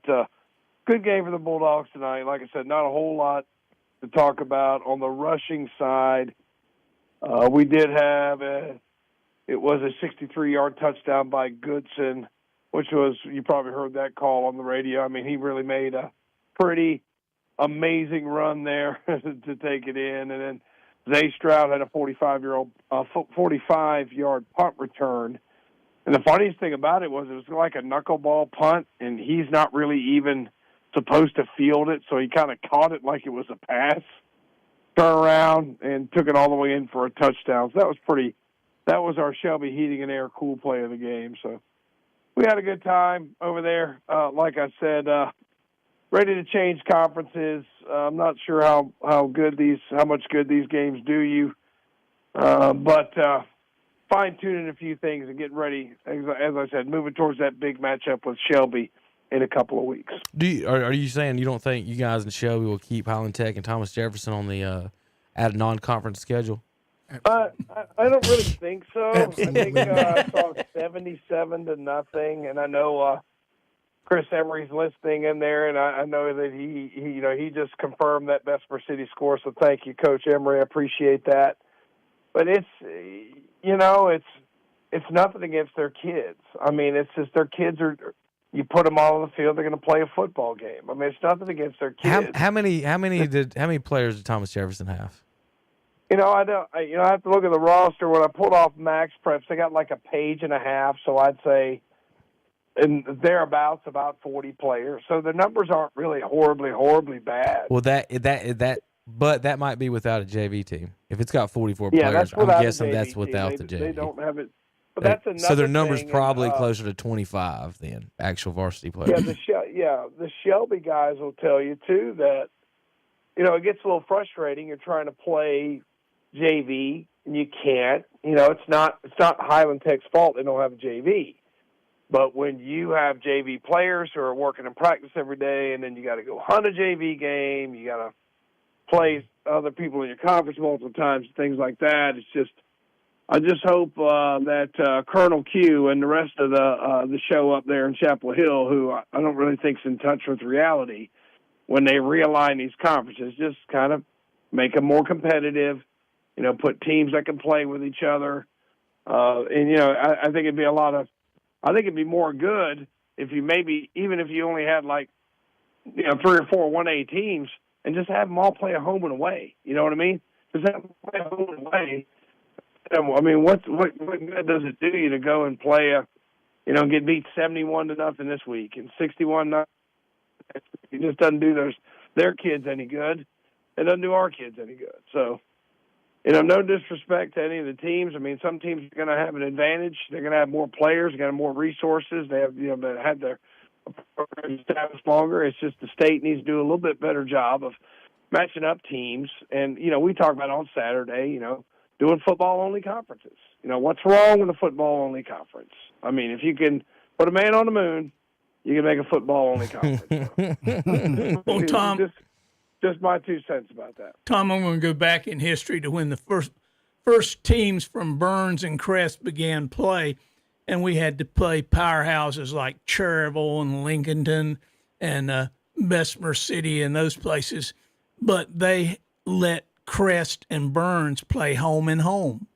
We played Burns at Burns, and Burns played us at Crest, and so that was how you filled out the schedule back in those days when you were just getting started. And that's how you sell extra hot dogs too, Tom. Yeah, but I mean, in addition, what's double the hot dogs? What's wrong with that? You know what I mean? And they do it in pro football, right? Yeah. I mean, Cleveland's got to play Pittsburgh twice a year, right? So why can't we do that? Why don't we have the 1A teams do a home and away? And they have better, you might say, well, let me play 4. Well, go out and schedule maybe another non-conference. But then you guys can play home and away. It's more competitive games. The kids enjoy it more. Their kids enjoy it more. Our kids get a little, I hear, the Crest guys use that iron sharpens iron. You do have to, if you want to, get somewhere in the playoffs, you got to, play somebody a little bit tougher. Got to be tested. Somebody who's more on your level. Right. So, I mean, it just is what it is. Like, you don't get mad at their kids. Their kids are playing their hearts out and doing the best they can, but you just need to play people on the same skill level because, I think what was 77-0 Shelby and Highland Tech. I think Shelby was 70-0 over Thomas Jefferson. I just don't. I mean, I'm sorry. I just don't. If you're listening, do something about this. So, well, Tom, I don't know if they will. What's that? I was actually a little disappointed in the 61-0 score because I predicted it would be 70-6. At least you didn't let them score, but you missed getting that 70. Defensively, I'm a stat guy. I'm trying to do a lot of things at one time, so I know my stats are a little screwed up sometimes. But I had Thomas Jefferson had negative. They had I want to say it was negative 16 yards rushing in the first half. Now Burns put the second teamers in for the game. They had 26 carries, 10 rushing yards. They were 3 of 12 passing for 10 yards. Then if they had 20 yards, they had 20 yards. They had 20 yards the whole game. Wow. And then if you look back at my notes, almost every single, they had 4 penalties. They had 4 first downs via the penalty. 4. If they didn't get penalties, they wouldn't have any first downs. Tom, quick question on what you think about this, and it's just me being silly, but like I think that Shelby, could have easily scored 120 on Highland Tech, and I'm not even saying they could have. I think they should have. I think Burns and Shelby should put 100 on these schools and then show the state of North Carolina this is the BS that y'all have been doing for this year, because they're not going to stop if y'all just keep beating them 60-0 and walking off after you go up 40. Somebody put 100 on somebody's head and then see what happens. We'll be all over the news. Right. We'll be all over the news. We'll be all over America. For sure. And the North Carolina Athletic Association needs that. Only thing about it, we'll give you a chance, because once you get to 42, the clock keeps running. Y'all almost could have. If y'all left y'all starters in, y'all got 77. You need 3 more. But the thing about the 77, our JVs, second team scored them last 2 touchdowns. That's what I'm saying. Like, y'all could have just kept the pedal to the metal and not just y'all. I think Burns. I think all of them that's playing them should be like, look, this is not fair to them and us. If you're gonna make us beat them 70-0, we're gonna put 100 on them, and let's make the news, and then we'll say, well, if the Athletic Association wouldn't make us play them, we wouldn't put 100 on them. Right. And another thing too, it also hurts some of your JVs and your kids because they don't even though they dressing, they ain't gonna get a chance to play because of the running clock. Right. But so it's got its good so they get out there for basically like 10 minutes. minutes. You might get out there for 30 seconds and the clock run out where, if they stop the clock when they're out of bounds, you can get his kids some reps. So it's got its good points and its bad points. To Tom's point, if Highland Tech, played, some of these teams twice, that would be better for them and they'd have a chance to, maybe possibly win a game or two. That's how Highland Tech got started this year. They played some teams that were in their competitive level. But now when they start playing the Shelbys and the Burns, they're not competitive. So play those teams, schedule them, have the Thomas Jeffersons play a Highland Tech, play the Cherryville, play the other teams that are not as successful. Cherryville might well be the dominant team if they had a schedule like that. Tom, you still there? Yeah, I'm here. So what do you think about what I said as far as y'all guys just making up? I know it's over with and not you can't do it now, but at some points I think somebody should have and just. I mean, I sometimes you gotta make the point. I think that's why Highland Tech had us play on that field that's not really suitable for a middle school game. Well, we're going to play on this field to make a point. So I mean, I get what you're saying. Yeah, with the running clock, I think Steve talked about it's hard to put 100 on somebody. They put 49 in the first half, so if you didn't have a running clock, you could probably put another 49. But then, like Steve says, your backups don't get reps, your JV kids don't get reps. You already didn't have a JV game, so you want to bring those kids in the game. Well, so, technically, you could just like, not have a varsity game and let the JVs and backups play them anyway, and you still win 42 to 6 or 12 or what it is. And another thing too, Tom, but, like you were saying, Tom, excuse for betting me off, like our JVs and like Burns JVs, we have to play each other twice because, like you say, these teams don't have no JV teams, and we don't have a JV game of this week. We're gonna have to go to Brevard Thursday because Beston City doesn't have a JV team, so we got to go to Brevard to get our JV guys some reps. What's the use of having a JV team if you ain't got nobody for them to play? And here's kind of something else that jumps out on you. Our first touchdown, 61 yards rushed by Wilson. Second touchdown's a 47-yard TD reception by Max Davis. Third touchdown is a 63-yard run by Eli Goodson. It was a one-play drive. I heard Potter talk about one-play drives. Then the next drive is a two-play drive. Kenyon Surratt gets a 59-yard touchdown. So, I mean, do you see a pattern here? And then the next touchdown is one play, 44-yard touchdown by Warlick. Right. If you've got these one play, two-play drives, and everybody's getting a 60, 70-yard touchdown, I mean, it's fun, but the state should say, hey, they should have put a stop to this conference a couple of years ago and just said, okay, we're going to let the 1A teams play home and away. Let them go out. And like, Dennis said, they went out and found some non-conference that they could play with. And then, you find your 2 or 3 non-conference. You do home and away with the other 3, 4. You fill out your schedule and you're good. And then we'd have to go find somebody. Now, it'd get a lot tougher. You take out Highland Tech, you start playing Kings Mountain, you start playing, Crest in conference, it's going to get a lot tougher. But at the same time, it's just not productive.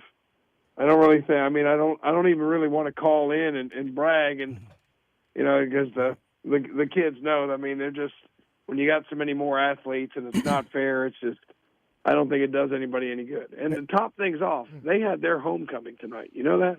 Yeah. How'd you like to get beat 61-0 on your homecoming? Shelby got beat 70-0 on theirs. They picked Shelby. Who did? Shelby played Shelby. We beat them 70-0 on their homecoming. On their homecoming. That's on their homecoming. And the only thing I've ever seen, I don't think I've ever seen this, a school had a homecoming king. Have y'all ever heard of that? Yeah. Saw it last week, Tom. Yeah. Yes. Homecoming king. King, yes. Yeah. Okay. All right. I just want to make sure that I'm not completely out of my mind to think that's a little. Gaston So County. that's It was a first for me last week Gaston too, County Tom. does that. That's a Western movement, like out California and out that way. They, sort of woke. Yeah, they've always had the homecoming queen and homecoming king. Always. And now it's just blue over here. So we got a bunch of those people that's moved over here, and now it's blue over here. It made its way west. I mean east. So we're becoming California. Pretty. Okay. I mean, yeah. Meanwhile, back at the ranch. I just wanted to see what was happening. Okay. Well, I know you guys got to do the scores again, so I'll get out of here. Once again, it's Bessemer City 14, East Gaston 13. So wow. Just update your score, and I'll be in the morning, Kevin. All right, Tom. Thanks a lot, Tom Sinifani. I'll see you in the morning as well, sir. I appreciate what you do. We're going to take one more final break, and we'll come back with the final scores that we have before we wrap up tonight's show. We're going to take one quick break. You're listening to KTCBroadcasting.com. Bundle up. It's another chilly night. You'll need to grab a hoodie or a sweater, and you'll need it early Saturday, but dress in layers. Temperatures warm up quickly. Starting out Saturday morning in the mid-40s, and then sunshine should warm us up into the mid to upper 70s by Saturday afternoon. Sunday, it's a sunny day and a little bit warmer. Highs climb into the upper 70s to lower 80s. I'm meteorologist Kat Campbell in the North Carolina News Network Weather Center. Currently from the KTC Broadcasting Studios, it's 11:39, and the temperature is 51 degrees. Are you ready to elevate your farm in an outdoor experience? Look no further than Fred Caldwell Tractors in Clover. We're not a dealership, rather your partners in performance. Mahindra is synonymous with rugged durability, innovative technology, and top performance. Right now, qualified buyers get 0% financing for up to 84 months on select models. Whether you're a seasoned farmer or just starting out, see Brian Lane and Wayne Gregory at Fred Caldwell Tractors. Fred Caldwell Tractors is also a certified Toro dealer, located at 961 Bethel Street in Clover. Online at fredcaldwelltractors.com. Like them on Facebook too. Where's the beef? Well, it could be in your refrigerator or freezer. If you win the Where's the Beef contest, we'll be giving away $1,000 in beef from Morris Supermarket and Broad River Hams in Shelby. You could win up to $1,000 in beef. Register today at one of our local participating merchants, including at Moss Drug on West Franklin Boulevard in Gastonia, at Home Outlet on East Franklin Boulevard in Gastonia, at Cotton Seafood on the Gastonia Highway in Lincoln, at West End Hardware on the Bessemer City Highway in Gastonia, at Parker Farm Service on Bessie Drive in Kings Mountain, at J&D Furniture on North Lafayette Street in Uptown Shelby, at Butler's Tire and Automotive on East King Street in Kings Mountain, at Gaston Used Auto Parts on Dogwood Street in Gastonia, at Norris Merchandise, Highway 18 south of Shelby, at Hopper's Enterprise on Shelby Road in Kings Mountain, and at Medical Arts Pharmacy on Grover Street in Shelby. Register today. The drawing will be held Friday, November 1st. Where's the beef? Cakes and cookies, toys and gifts. It's the shopping event of the season, the Southern Christmas Show, November 14th through 24th at the Park Expo and Conference Center. Celebrate the 12 days of Christmas, a countdown of Yuletide cheer brimming with festive decor and seasonal magic. Buy tickets early and save at southernChristmasShow.com. Online tickets courtesy of Craft Body Scan. Let's go to the Southern Christmas Show.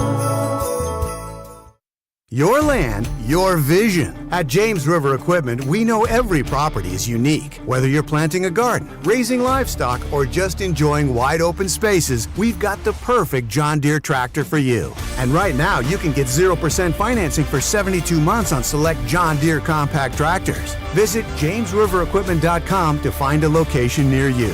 Ends 10/25/24. Subject to approved credit with John Deere Financial. Some restrictions apply. See dealer for details. James River delivers.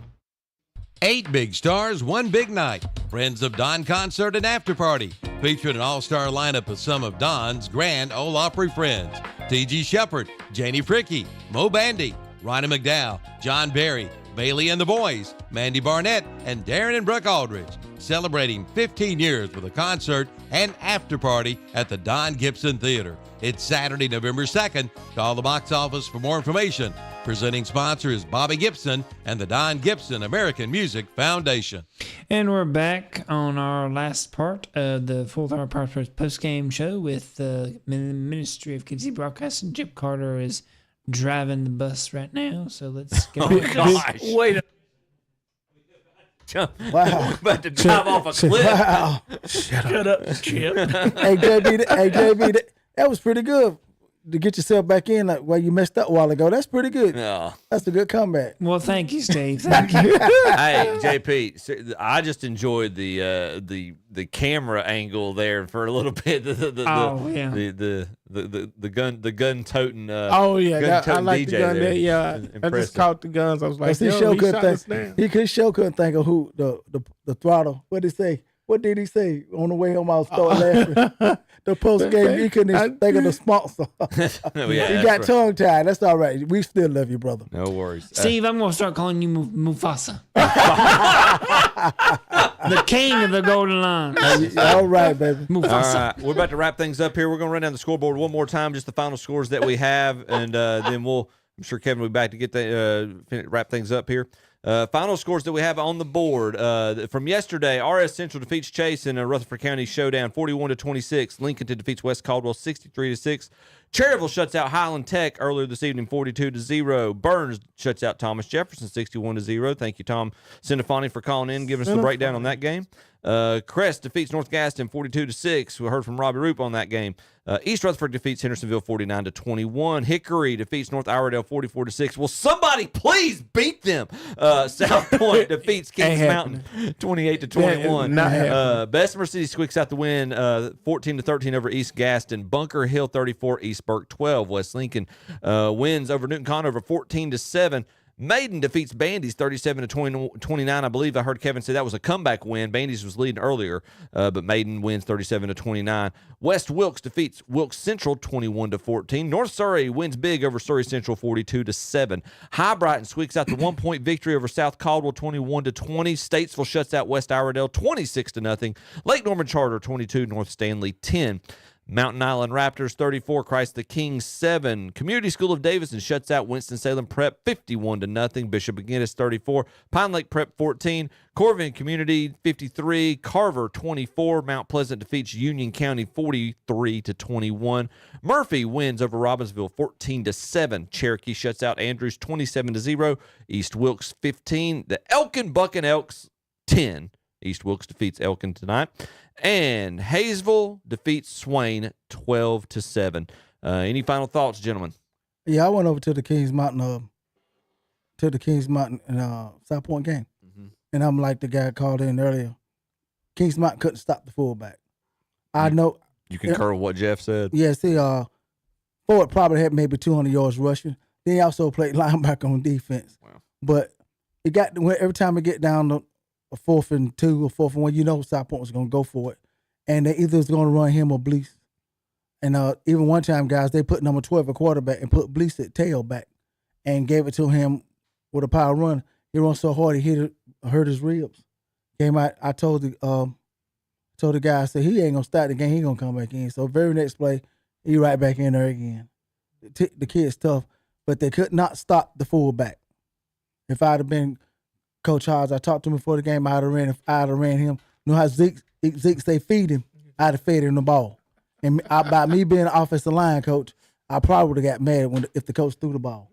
But they threw it at the precise time too, Will. And also, gentlemen, I got a chance to meet Jim Stowe's brother. Yeah. David Stowe. Over there, we got to talk about the old South Point Chevy River. So it was just a great night. And Will, I think I messed up. I went to my car when they got up 28, the 21. Yeah, but you came back. And I had to go back because South Point didn't make the first down. Like I said, the boy dropped the ball. So I went to my car and I had to turn around, come back in to watch the rest of the game. So anybody paid to see that game, they got their money work out. Nobody left. So great night for the South Point Red Raiders. That's putting them in the driver's seat.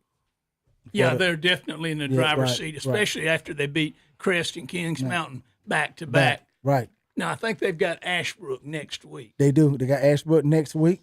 But you talk about a murderer's row. That's a murderer's row. I just don't think they can. If Ashbrook can't stop the fullback because everything rides off the fullback, they even really got to off 3 phases of the option tonight. The fullback, the quarterback, and they even pitched it a couple of times to the guy around the end. So they had the whole arsenal tonight. Is it going to be fair to say we're going to find out exactly how good Ashbrook is next week? We're going to find out, because if you can't stop 33 Ashbrook, you're going to have a long night. But if you go back to the preseason, my pick for the number 1 team in the conference was South Point. Yes, and plus, we done a lot of 707 with it. And the guy, the quarterback, number 5, he can throw the ball. He can throw on the run better than most kids can, because that's what they're going to be doing, running anyway. And 35, poor fella. The same play that ran the East Lincoln last year, he caught one, but then he dropped it. So they got some pace. They'll lull you to sleep and then they hit you with that pass. Yeah. All right, folks. Well, thank you, Steve. Thanks for the breakdown on that as well. Going and checking out that game. Appreciate everybody tuning in. And on behalf of Coach Steve DeGree, Will Boykins, Dennis Davis, Kevin, JP, I'm going to stop talking before somebody tells me to shut up. Chip Carter, appreciate y'all so much. Have a good evening. Tune in to Shock Jocks tomorrow morning. Shut up, kid. Shut up. Good and night, also, everybody. we're gonna make sure what you call us.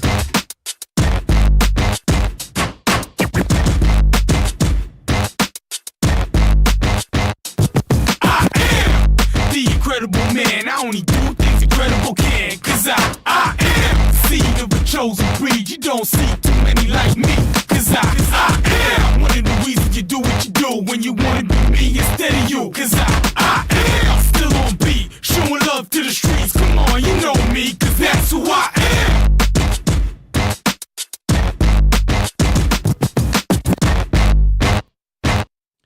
Do you have something metal that needs some upgrading? If so, call Wade Walker at Coating Solutions. Coating Solutions specializes in custom powder coating. If you have anything metal that needs a facelift, Coating Solutions is the answer. If it's metal, aluminum, stainless steel, anything metal, Coating Solutions can make it look brand new in any color